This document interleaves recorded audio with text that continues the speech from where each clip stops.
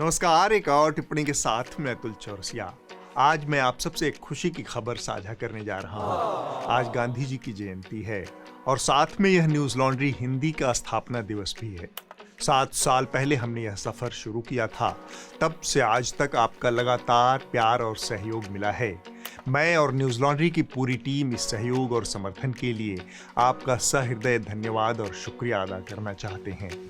Hello 1 2 3 4 mic check rolling. हर रोज नफरत से भरा प्राइम टाइम देखना आसान नहीं। उन्हें छांटकर स्क्रिप्ट लिखना भी आसान नहीं। और ये सब समेट कर आप तक हफ्ते दर हफ्ते ताजा शो लाना भी आसान नहीं। पर हम ये सब करते आए हैं सिर्फ और सिर्फ आपके सहयोग से। टिप्पणी के 200 से ऊपर एपिसोड्स आज सिर्फ आपकी वजह से पूरे हो पाए हैं। हम आपके समर्थन से आज 7वीं सालगिरह मना रहे हैं और इस शानदार सफर के लिए आपको शुक्रिया बोलना तो बनता है। तो शुक्रिया हमें लगातार हौसला देने के लिए। शुक्रिया न्यूज लॉन्ड्री हिंदी का साथ देने के लिए। शुक्रिया हमारे शो टिप्पणी को समर्थन देने के लिए। शुक्रिया स्वतंत्र मीडिया के स्तंभ को और मजबूत करने के लिए। न्यूज लॉन्ड्री एक प्रयास है जनता के समर्थन से जनहित की पत्रकारिता करने का। सरकारों और कॉरपोरेशन के विज्ञापन पर निर्भर पत्रकारिता संस्थानों ने आपके सवालों और मुद्दों से समझौता कर लिया है। इसे खत्म करने का एक ही तरीका है सब्सक्रिप्शन। आपका सब्सक्रिप्शन हमारा हाथ और हौसला बढ़ाने का काम करेगा और आप भी गर्व से कह पाएंगे, मेरे खर्च पर आजाद हैं खबरें। अब बात दरबार की। लंबे अरसे के बाद दरबार फिर से लगा था। खरीफ की फसल खेतों में लहलहा रही थी, बारिश अच्छी हुई थी, इसलिए दरबार में भी संतुष्टि का भाव था। हस्तिनापुर वालों को हवा खराब होने का बेसब्री से इंतजार था। साथ ही उसे इंतजार था हर साल हवा खराब होने के बाद मचने वाली किचाहिन का। यह किचाहिन अक्टूबर से दिसंबर महीने के बीच हर साल मचती है। इस सब के बीच में मौजूद थे धृतराष्ट्र और संजय, जिनकी बातचीत से दरबार काफी वक्त से महरूम था।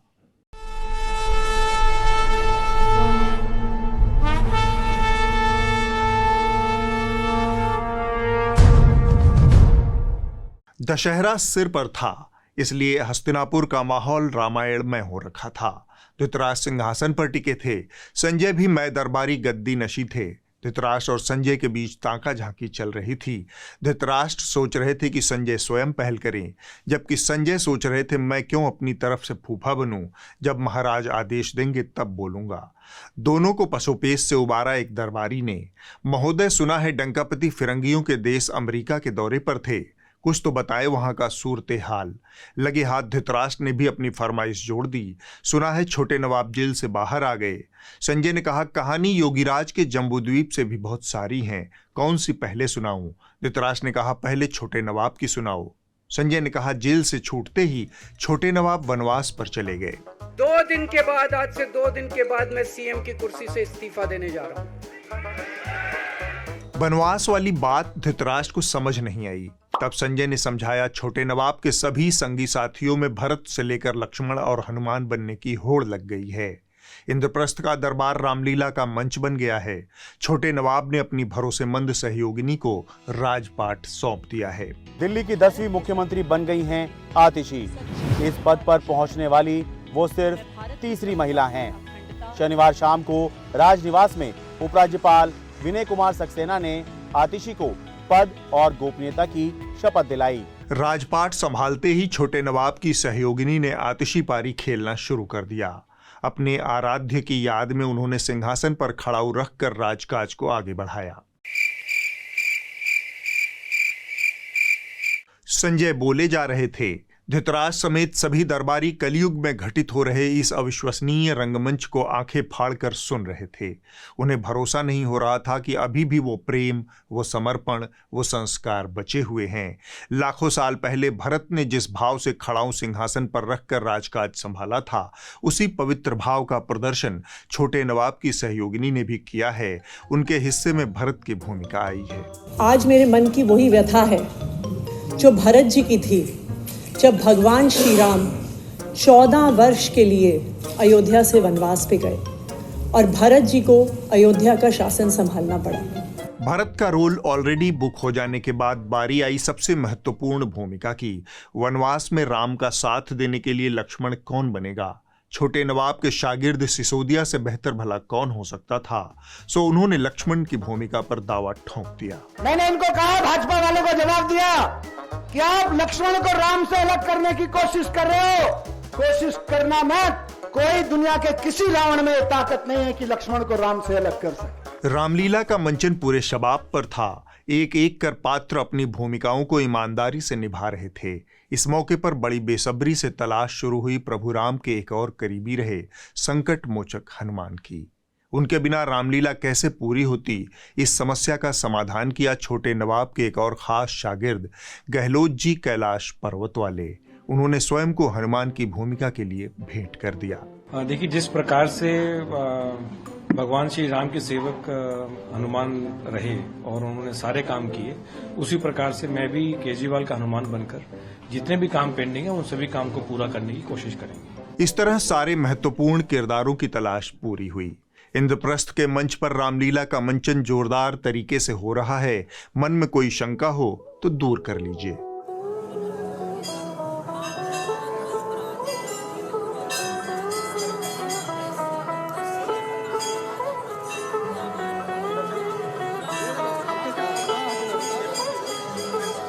काफी देर से चुप बैठे धृतराष्ट्र ने इस मौके पर मुंह खोला और बोला, तुमने रावण, अहिरावण, मेघनाद के किरदारों का जिक्र नहीं किया। संजय बोले, महाराज, उनको तो इंद्रप्रस्थ की जनता स्वयं समय आने पर चुन लेगी, मैं क्या कहूं। संजय की शातिराना अदा पर धृतराष्ट्र मोह गए। मोहाई अवस्था में उन्हें डंकापति की याद आई। डंकापति का जिक्र सुनकर संजय की आंखों में चमक आ गई। बड़े दिनों बाद डंकापति फिर से अमेरिका के दौरे पर गए महाराज। वहां उन्होंने फिर से वही जलवा बिखेर दिया। आर्यावर्त को उन्होंने अवसरों की धरती घोषित कर दिया, वही अवसर जिन्हें वो आपदा के मौके पर अवसर में तब्दील करते आ रहे हैं। भारत आज लैंड ऑफ अपॉर्चुनिटीज है, अवसरों की धरती है। धृतराष्ट्र और तल्लीन होकर संजय की बात सुनने लगे। अमेरिका में डंकापति ने संदेश दिया कि आर्यावर्त आइए, यह लैंड ऑफ अपॉर्चुनिटी है। उनकी यह बात सच भी है महाराज। डंकापति ने अपने शोरूम में अपॉर्चुनिटी का एक बहुत भारी भरकम मैनिक्विन लगा रखा है।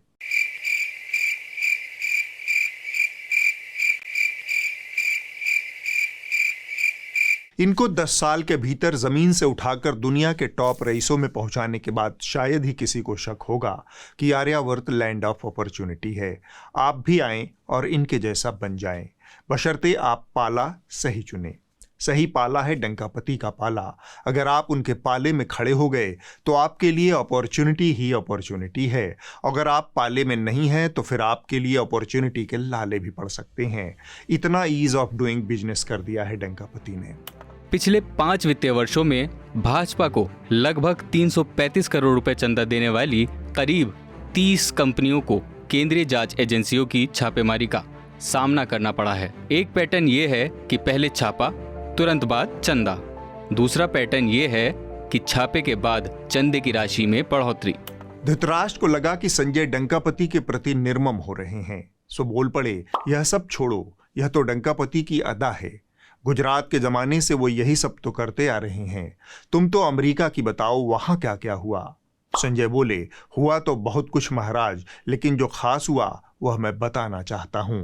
डंकापति फिरंगियों के देश में सेकुलरता की मूरत बन गए। विविधता और भाईचारा पर उन्होंने भर भर लोटा मक्खन पोत दिया। हम जहां भी जाते हैं सबको परिवार मानकर उनसे घुल मिल जाते हैं।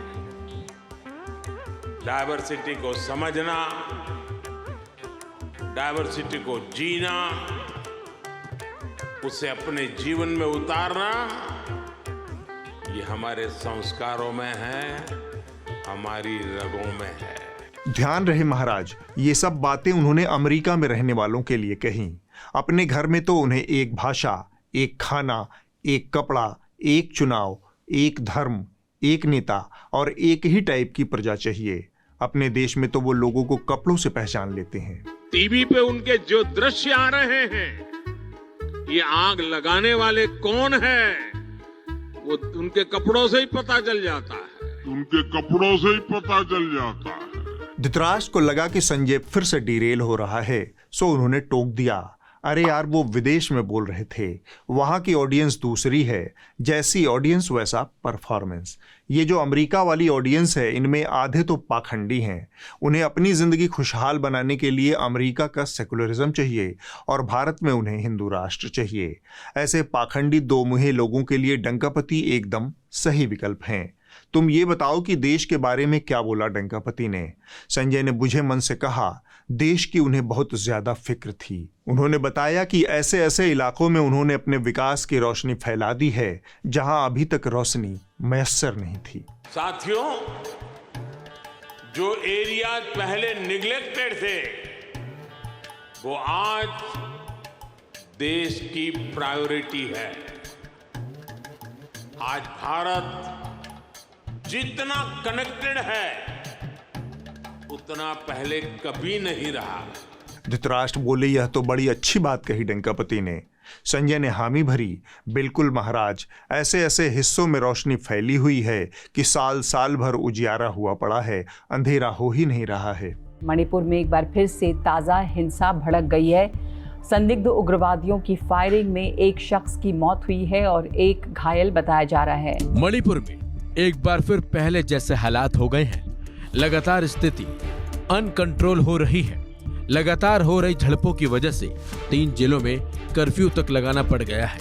पिछले 7 दिनों की अगर बात की जाए तो अलग अलग जगहों पर हुई हिंसा में 8 लोगों के मारे जाने की खबर है। वहीं इस हिंसा में 15 से ज्यादा लोग घायल बताए जा रहे हैं। यह सुनकर धृतराष्ट्र का मन बैठ गया। उन्होंने कहा, कुछ और सुनाओ। संजय ने कहा, महाराज, जिस समाज का सामूहिक विवेक नष्ट हो जाता है, उसे सामूहिक प्रायश्चित करना पड़ता है। धृतराष्ट्र के कान खड़े हो गए। अचानक से संजय को फलसफाना ट्रैक पर जाते देख उनकी छठी इंद्री जाग गई। उनका अनुभव ये कहता था कि संजय जब जब फलसफाना होता है, कोई न कोई बुरी खबर सुनाता है। सो सजगता से उन्होंने कहा, इसकी व्याख्या करो। संजय ने कहा, जम्बूद्वीप के हालात बिगड़ते जा रहे हैं महाराज। बीते हफ्ते योगीराज ने ताबड़तोड़ कई निर्देश जारी किए। इसके तहत सूबे के भोजनालयों में नौकर से लेकर मालिक तक सबके नाम और पते की तख्ती लटकाने का फरमान जारी हुआ है। लगे हाथ यह भी कि होटल और रेस्तरां में सीसीटीवी कैमरे लगाए जाएं। योगीराज ने इसके लिए पूरे सूबे में सत्यापन अभियान चलाने का निर्देश भी दिया है। हाल के दिनों में आई खबरों और शिकायतों के बाद सीएम योगी ने खान पान की वस्तुओं में गंदी चीजों की मिलावट करने वालों के खिलाफ कठोरतम कार्रवाई के निर्देश दे दिए हैं। उत्तर प्रदेश में सभी खाने पीने की दुकानों, ढाबों, होटलों और रेस्टोरेंट्स पर अब मालिक और मैनेजर का नाम लिखना भी अनिवार्य कर दिया गया है। योगीराज में जम्बूद्वीप इसी तरह की राष्ट्रीय समस्याओं से जूझ रहा है।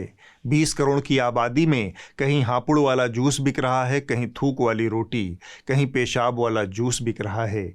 योगीराज बैठे हैं इन तमाम समस्याओं का समाधान करने के लिए। यहाँ पे जो मिलेगा कम से कम वो हापुड़ वाला जूस तो नहीं मिलेगा ना। यहाँ थूक लगा करके वे रोटियां तो नहीं मिलेंगी, यहाँ तो शुद्ध मिलेगा जो भी मिलेगा। वो हापुड़ वाला जूस तो नहीं मिलेगा ना। थूक लगा करके वे रोटियां तो नहीं मिलेंगी। धृतराष्ट्र ने माथा पकड़ लिया। इतने बड़े सूबे का लंबरदार, उसे और कोई काम नहीं है? कहीं चुनाव तो नहीं है? संजय ने कहा, है ना महाराज, बहुत सारे उपचुनाव हैं। योगीराज ने कुछ चेले पाल रखे हैं, डुगडुगी पीटने वाले चेले। हवा में एक मुद्दा खड़ा किया जाता है, फिर डुगडुगी पीटने वाले ये हुड़कचुल्लू चेले योगीराज के प्रवक्ता बन जाते हैं। जैसे उनका एक नफरती चिंटू है, चमन चोपड़ा। उसकी बात सुनिए। ये हिंदू मुसलमान का मुद्दा ही नहीं है, ये तो स्वच्छता का मुद्दा है, ये तो हाइजीन का मुद्दा है। ये सब ना हो इसके लिए कोई आदेश आए, कोई नियम आए कि हाइजीन रहेगा, कंडीशन, सारी चीजें ध्यान मॉनिटर की जाएंगी, सीसीटीवी लगा होगा, सर के ऊपर सीसीटीवी लगा होगा, तो थोड़ी ना थूक पाएगा ये लोग। संजय तैश में बोल रहे थे। चूंकि ये चमन है, इसलिए इससे आप कोई तार्किक बात नहीं कर सकते। इससे तो बस इसी तरह की घामड़ बेवकूफ़ाना बात की उम्मीद कर सकते हैं। अगर मसला स्वच्छता और साफ सफाई का है, तो नाम की तख्ती लटकाने से यह समस्या कैसे दूर हो जाएगी? है न जादू वाली बात?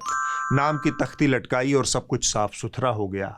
इन दोनों बातों में कोई अंतर संबंध आपको समझ आता है? 4 साल से इसका यही टेप बज रहा है। खाने में थूकना, जिहाद या जहालत, इस नाम से अमन चोपड़ा ने 16 नवंबर 2021 को न्यूज़ 18 इंडिया पर पूरे 1 घंटे तक कार्यक्रम किया। ये कार्यक्रम भारतीय मुसलमान कैसे कथित तौर पर खाने में थूक रहे हैं, इस मुद्दे को लेकर था। कार्यक्रम की शुरुआत में चोपड़ा ने एक लंबा एकालाप किया, जिसमें इस बात पर जोर दिया गया कि चर्चा का विषय धर्म का मुद्दा नहीं बल्कि स्वच्छता का मुद्दा है। समस्या हाइजीन नहीं है, समस्या है इस चमन की धर्मांध कट्टरपंथी और चापलूसी पसंद फितरत। जिस जहालत से निकलकर यह आया है, इसकी एंकरिंग में वह मवाद की तरह रिश्ता रहता है। इसी जमात का एक और नफरती चिंटू है, उसे भी सुनिए। दरअसल योगी आदित्यनाथ किसी भी मुद्दे पर चर्चा कम और एक्शन ज्यादा लेने में विश्वास रखते हैं और हाल के दिनों में यूपी में कुछ जगहों पर रोटी में थूकने, जूस में यूरिन मिलाने, खाने में मिलावट जैसी घटनाएं सामने आई, जिसके बाद सीएम योगी ने अशुद्ध के खिलाफ युद्ध का ऐलान कर दिया। धृतराष्ट्र अभी भी दम साधे सुन रहे थे। उनके धैर्य को देखकर संजय खुश होते हुए बोले, अगर आप खबरनवीस या फिर आम रियाया के नजरिए से सोचें तो इस तरह के लीडर चिंता की बात होने चाहिए। किसी जनतांत्रिक जमहूरी व्यवस्था में ऐसे नेता का क्या काम जो संवाद में यकीन नहीं रखता हो बल्कि सीधे एक तरफा एक्शन की बात करता हो। ऐसा नेता डंकापति के इस सपने के लिए कतई ठीक नहीं है। डायवर्सिटी को समझना, डायवर्सिटी को जीना, उसे अपने जीवन में उतारना, ये हमारे संस्कारों में है, हमारी रगों में है। धृतराष्ट्र नफरती चिंटुओं वाली बात सुन सुनकर बोर हो गए। सभा भी लंबी खिंच गई थी, अंधेरा घिर आया था। लिहाजा उन्होंने संजय को बात खत्म करने का इशारा किया और सिंहासन से उठ गए। सभा बर्खास्त हुई, वो अंतःपुर को लौट गए। धृतराष्ट्र संजय संवाद में इस हफ्ते बस इतना ही। कुछ मामलों में देश का लॉ एंड ऑर्डर घास चरने चला गया है। यह पूरी तरह से बनाना रिपब्लिक में तब्दील हो गया है। न्यूज़ 18 इंडिया और इसके एक एंकर अमन चोपड़ा के मामले में यह बात बारंबार साबित होती है। न्यूज़ 18 इंडिया वालों ने इसे देश को ऊपर उठाने का ठेका दे रखा है। शो का नाम है देश नहीं झुकने देंगे। जाहिरन हर दिन इसके शो में देश ऊपर उठ रहा है। उठावनी के शो में हर दिन देश का सिर थोड़ा और झुक जाता है। यह जाहिल आदमी हर दिन पूरे मन से बिना किसी तथ्य के मुसलमानों के खिलाफ अनाप शनाप जहर उगलता रहता है। हाल ही में बेंगलुरु का महालक्ष्मी मर्डर केस सामने आया। शो के दौरान चोपड़े ने बार बार इसे श्रद्धा वॉलकर की हत्या से जोड़ते हुए इसे हिंदू लड़की और मुस्लिम लड़के का रंग दिया। इसने बेशर्मी से अशरफ का नाम भी लिया। पहले आफ्ताब था, इस वक्त परिवार वाले अशरफ पर आरोप लगा रहे हैं।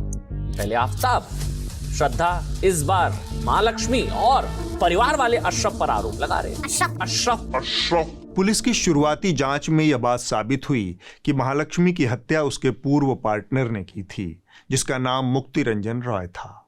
उसने खुद भी आत्महत्या कर ली है।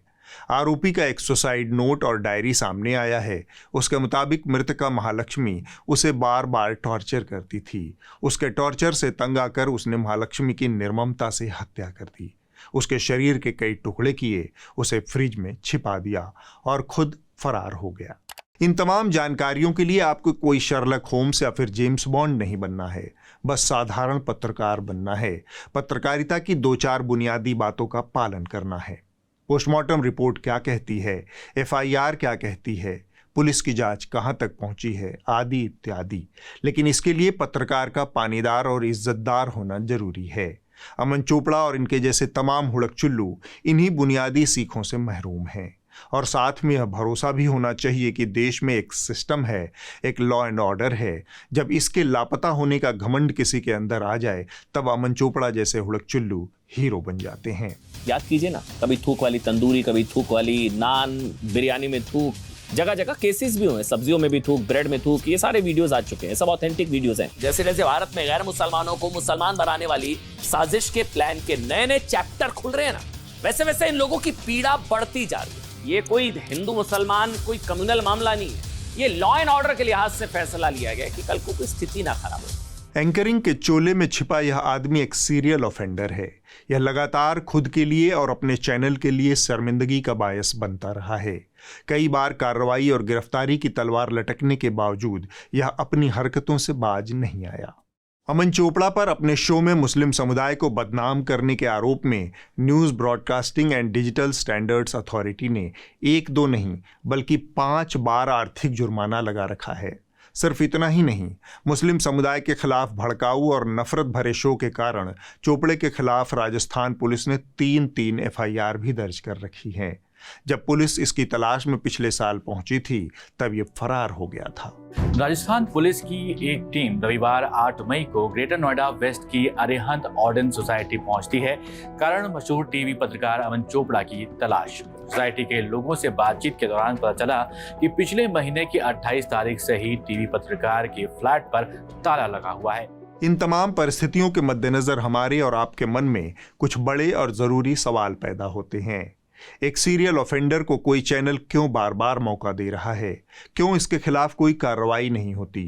चैनल और ब्रांड के लिए बार बार शर्मिंदगी का बायस बनने के बाद भी इसके शीर्ष संपादक उसे बार बार प्राइम टाइम पर मौका क्यों देते हैं? यहाँ एक और अहम सवाल पैदा होता है। रिलायंस इंडस्ट्रीज के मालिक मुकेश भाई अंबानी के चैनल पर एक एंकर बार बार जहरबुझी बातें करता है, पर मालिकान और एडिटरान को फर्क नहीं पड़ता। यानी यह सब किसी बड़ी स्कीम के तहत हो रहा है। चैनल के मालिकों ने अमन चोपड़ा को नफरत फैलाने, मुसलमानों के खिलाफ भड़काने की छूट दे रखी है। बिजनेस का यही दस्तूर है, मुनाफा लाओ, चाहे किसी का घर फूंक के लाओ। रिलायंस, मुकेश भाई और न्यूज़ 18 इंडिया वालों को मुनाफा मुबारक हो। अब आप इस हफ्ते की रिपोर्ट देख लीजिए। जो कही जा रही थी बातें के अंदर में इस हफ्ते की रिपोर्ट छत्तीसगढ़ के कोरिया जिले से है, जिसे एक स्थानीय यूट्यूब चैनल भिलाई टाइम्स ने आप तक पहुंचाया है। यह ग्राउंड रिपोर्ट कोरिया जिले के ग्रामीण इलाके में स्थित एक सरकारी स्कूल की है, जहां बच्चे पेयजल के लिए सालों से तरस रहे हैं। स्थिति ये है कि महिला शिक्षिका सर पर पानी लेकर स्कूल आती है, तब जाकर जरूरी काम निपटाए जाते हैं। कुछ दिन पहले जो है यहाँ से एक वीडियो वायरल होता है जिसमें इस स्कूल के बच्चों ने एक अनोखा दृश्य दिखाया था। उसमें उन्होंने जो है पानी से निजात पाने के लिए जो है थाली दिखाकर जो है जिला प्रशासन के अधिकारियों को जगाने का प्रयास कर रहे थे ताकि उन्हें जो है पेयजल प्राप्त हो सके। घर बहुत दूर है, घर से पानी लाते हैं, उसी में खाना बनाते हैं, उसी में बर्तन धोते हैं, बच्चे लोग का हाथ धोते हैं। अब क्या करेंगे, यहाँ पानी नहीं है। खोदाया तो है यहाँ बोर, लेकिन 10 साल हो गया उसमें लगा नहीं है। तो आप लोगों ने मांग नहीं किया, जो क्षेत्रीय विधायक हैं रेणुका सिंह जी से, उन्होंने उनसे कहीं बात नहीं की कि हमारे स्कूल में जो है पानी की समस्या है तो उससे हमको निजात दिला दीजिए? और भी जिला प्रशासन के जो अधिकारी उनसे बात नहीं हुई क्या? हर बार हुआ है सर, हर बार कागज भी गया है, लेकिन कोई सुनाई नहीं देता है। इस गांव में बोलते हैं दूर है। विश्वगुरु के इसी स्मार्ट स्कूल से निकले बच्चे 2047 में भारत को विकसित राष्ट्र बनाएंगे। अगले हफ्ते होगी एक और टिप्पणी। नमस्कार।